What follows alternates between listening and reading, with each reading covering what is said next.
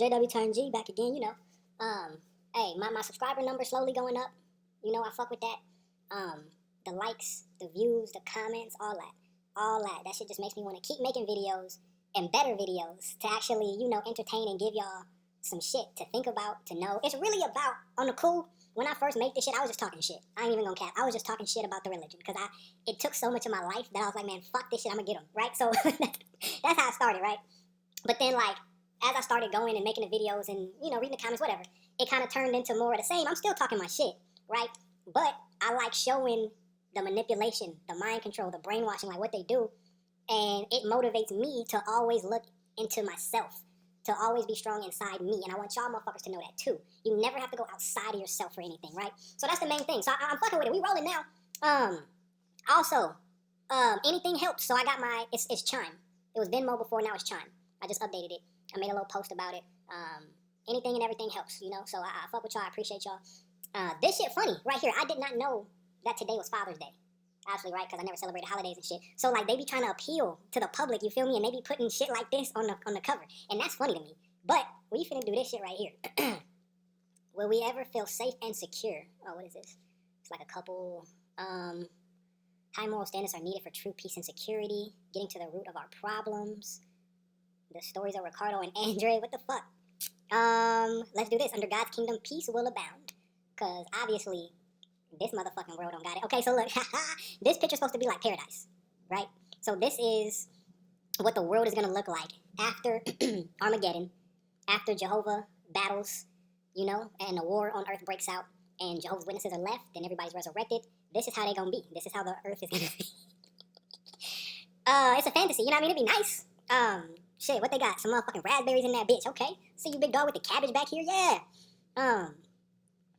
Shit, alright, bet. Let's see what they talking about. Soon, that's their favorite word. Oh man, that's their favorite word. Soon, in a little bit, right around the corner, and that turns into fucking generations. Anyway, soon, the long-awaited kingdom of God, a world government set up by God, will bring global peace and harmony to the earth. Peace will abound, as promised at Psalms 27:7. But when will the kingdom take charge? How will it do so? And how can you benefit from kingdom rule? I win, because that's what every fucking body wants to know, right? That's what people have sacrificed their life for. That's what people have dedicated to this religious organization for, to know when. So let's see. The Bible foretold a number of striking events that would signal that God's kingdom is soon or coming soon. Those events make up a composite sign that includes international warfare, famine, disease, many earthquakes, and increase in lawlessness. And like, that's the shit that's been going on since Sodom and Gomorrah. You know what I mean? Like, that's the shit that's been going on for the history of mankind. And then they dangle this hope above your head, and it says soon, and you just gotta be faithful, and you just gotta, and we thought it was in 1914, and we thought it was in 1975, and it's just some bullshit. It just keeps you wondering and hoping so that you won't let up to put your hope into this fantasy instead of focusing on the now. All right, anyway, another prophecy states, in the last days, critical times hard to deal with will be here, for men will be lovers of themselves, lovers of money, disobedient to parents, unthankful, disloyal, having no natural affection, not open to any agreement, slanderers, without self-control, fierce, without love of goodness, puffed up with pride, lovers of pleasure rather than lovers of God. Traits such as these have always been manifest to my bad. Traits such as these have always been manifest to some extent, but now they are commonplace. They've always been commonplace. That's how the world been. We was promised a paradise, and it's been fucked up from the jump. Those prophecies began to be fulfilled in the year 1914. Here we go. Indeed, historians, statesmen, and writers have commented on how the world changed after that year. For example, Danish historian Peter Munch wrote, "The outbreak of war in 1914 is a great turning point in the history of humanity. From a bright epoch of progress, we entered an age of disaster, horror, and hatred with insecurity everywhere." I wonder what they're going to say about 2020. Because I feel like the world changed after 2020. Shit is not the same as it was 2019. Like, so what the fuck? I wonder what happened. Like, did something happen? Because they say in 1914, obviously that was World War I, right? And if you read some of the Jehovah's Witnesses stuff, not that you want to, you feel me? But they say that Satan was kicked out of the heaven, him and his demons, in 1914 and came down to the earth. And that's why all of this started happening. But my thing is, how would anybody know that Satan got kicked out of heaven and came down to earth? Like, how would anybody know that, right? And if that's the case, I feel like some shit happened in 2020 that changed the world. I feel like the world is different. Obviously, I can't tell you how it was in 1913. I don't fucking know, compared to 1915 or whenever the war was over, you know? But I do know from 2019 to 2021, night and day. Fucking night and day. I wonder if they're gonna make some shit up about that. Not even make some shit up, or like, obviously something actually happened, something changed, but I wonder if they go and change the dynamic and say whatever the fuck. On the positive side, those conditions are like a storm before the calm. I thought it was a calm before the storm. Wait, what? On the positive side, those conditions are like the storm before the calm. Oh, the storm before the calm, because it's all chaos now, and it's supposed to be paradise. Okay.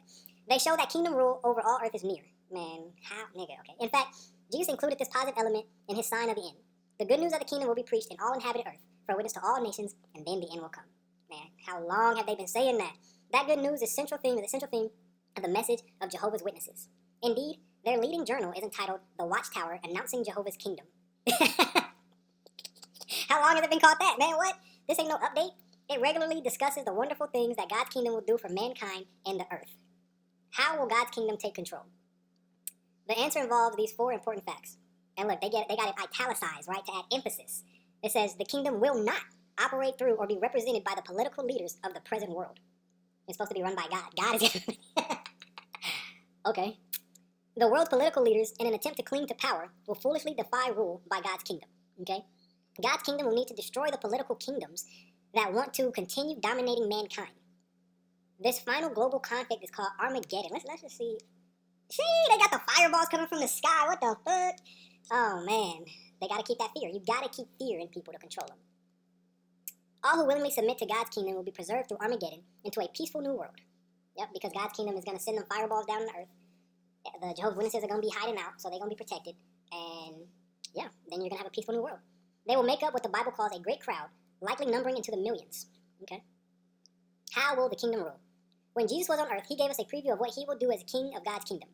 He healed the sick and the disabled. He fed many thousands. He even controlled the natural elements. Man, okay, look. I get it, right? Jesus, powerful, God, powerful, right? That's what they teach. Okay. And he's all loving and all knowing. It's just hard to accept that and see everything that's going around. And then their justification for it, is because Satan challenged him. So Jehovah or God wanted to prove what would happen with Satan being down here. But it's like, you know what's going to happen because you're God. Right? So Eve sinned and fucked everything up. There's people now today that live terrible lives, that are born into terrible positions, that don't even have a chance. Right? And it's like, if you're all loving and you look down and see that, like, how much of that do you have to see until it's like, damn, okay, this is enough. I think they got the message.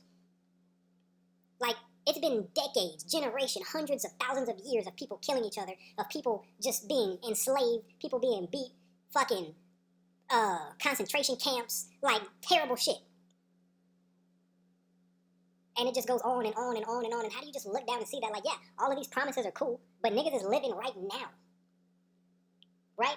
So if I pray, or if I need assistance or guidance, or maybe I just need to know that I'm going to be all right. Maybe I just need to know that everything's going to be okay, and I say that prayer. I want to know that now. I want to feel that now. I want to experience that now. I don't want to have to wait thousands of years until after I die, and then a war. Like, nigga, I'm here now. After I die, I don't know what the fuck happened. I'm gone. It's a wrap. And how many people have died? Like, come on, man. All right. Above all, Jesus taught people how to live together in peace and harmony. All who humbly apply his teachings develop personality traits that will enable them to live happily under his kingdom forever. No other educator can accomplish that. Fine examples of Jesus' teachings can be found in what is known as the Sermon on the Mount, found in Matthew chapter 5 through 7. Why not read it? The words themselves are simple, but the message is profound and truly touches the heart. You know what? Yesterday, I was talking about Matthew 7:7. Here we go. You know what? Fuck it. We're gonna go to Matthew 7:7 because this is what I really like. This is real shit. This is real shit. And I want y'all to rock with me on this one. And just, let's see. Matthew chapter 7, verse 7. Okay.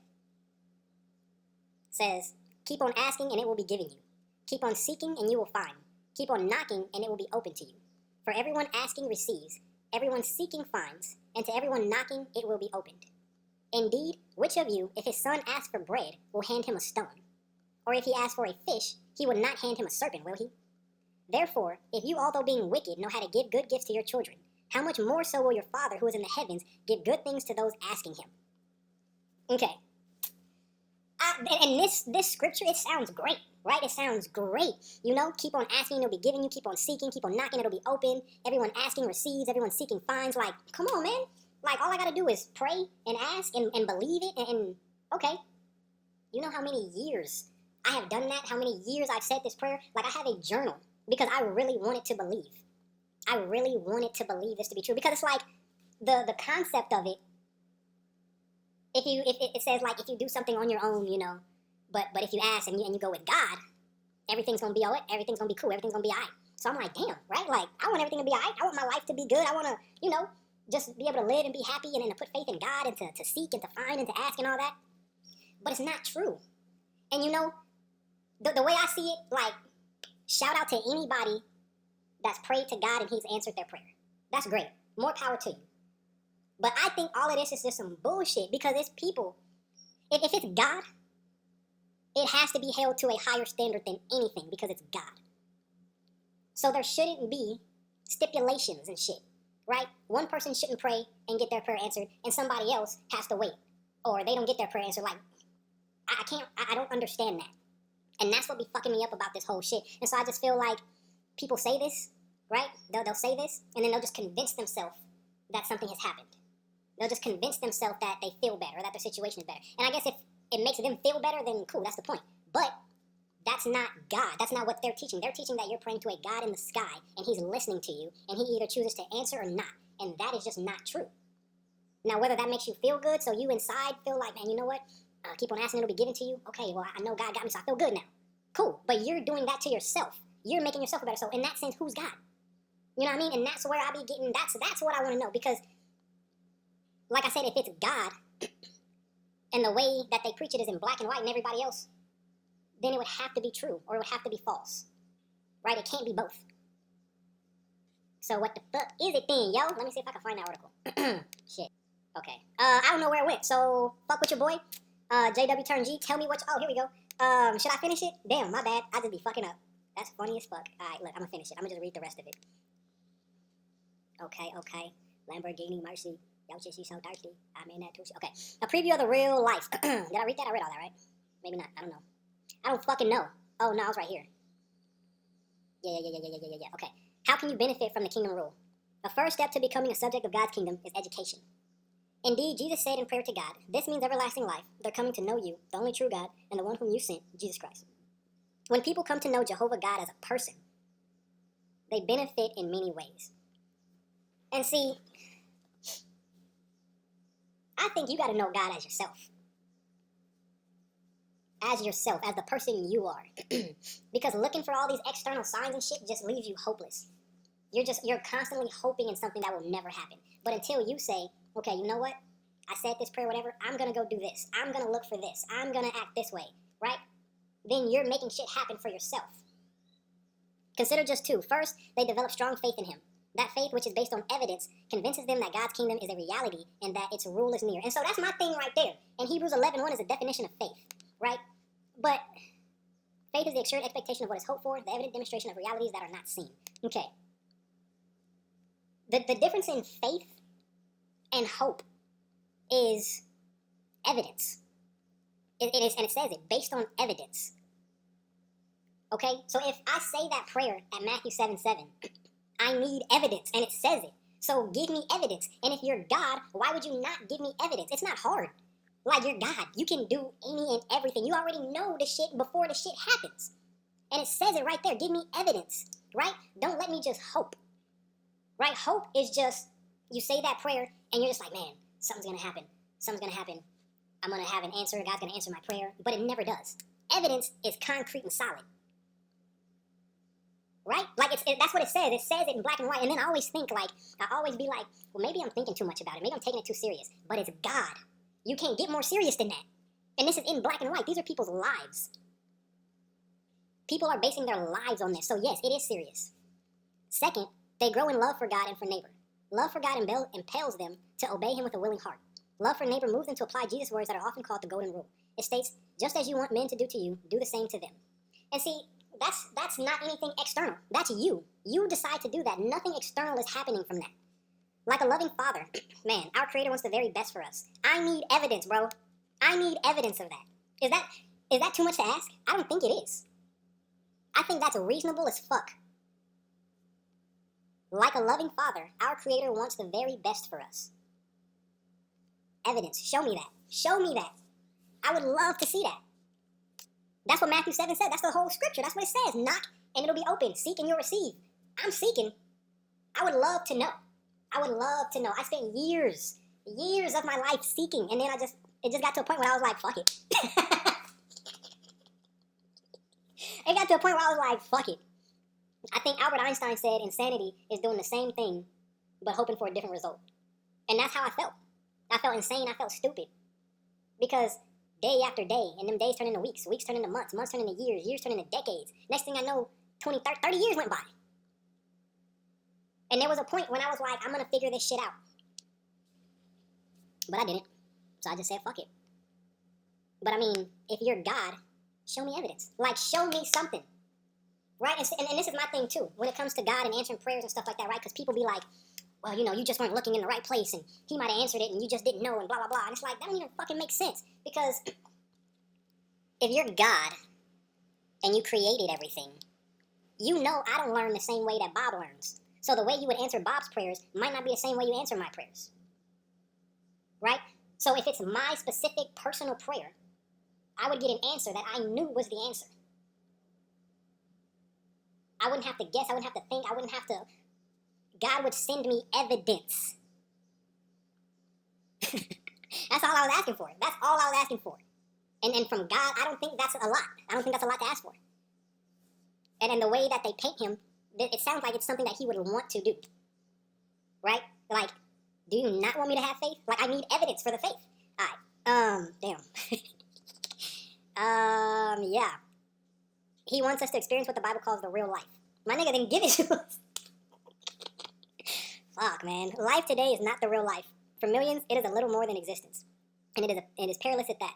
To give you a preview of the real life, consider some of the wonderful things that God's kingdom will do for its subjects. And we can read all this and it can sound great. They can write whatever the fuck. But until there's evidence, you're just hopelessly hoping. Right? A preview of the real life. In the days Christ rule as king, the righteous will flourish and the peace will abound. He'll have subjects to the ends of the earth. Okay, great. God is bringing an end to wars throughout the earth. He breaks the bow and shatters the spear. Okay. And like none of this we've seen, right? This is all just shit that sounds great. That would be great to experience. It would be great if we had evidence of it, but we don't. They will build houses and live in them, and they will plant vineyards and eat their fruitage. They will not build for someone else to inhabit, nor will they plant for others to eat. The work of their hands, my chosen ones will enjoy to the full. That'd be great. The tent of God is with mankind. He will wipe out every tear from their eye, and death will be no more. Neither will mourning, nor outcry, nor pain be any more. And they just dangle this shit. They just dangle this shit. Under kingdom rule, people will be safe and secure, and they will have an abundance of food. Man. It's people right now. That just want a little something, a little Big Mac. Feel me? A little hamburger. Some water. Like, but God is up there watching people suffer? Man. Jesus' teachings give moral and spiritual strength. All who respond may become true global citizens, peace-loving subjects of his world government. And the fact that it says evidence, right? Like, it says it in there. In the same way, like I said, evidence to Bob might not be the same evidence to me. Because my prayers are personal. If I'm praying to God, my prayers are personal. They're for my personal needs. Nothing's impossible for God. So, you know, my boy, get it together. JW turn G. Fuck with your boy.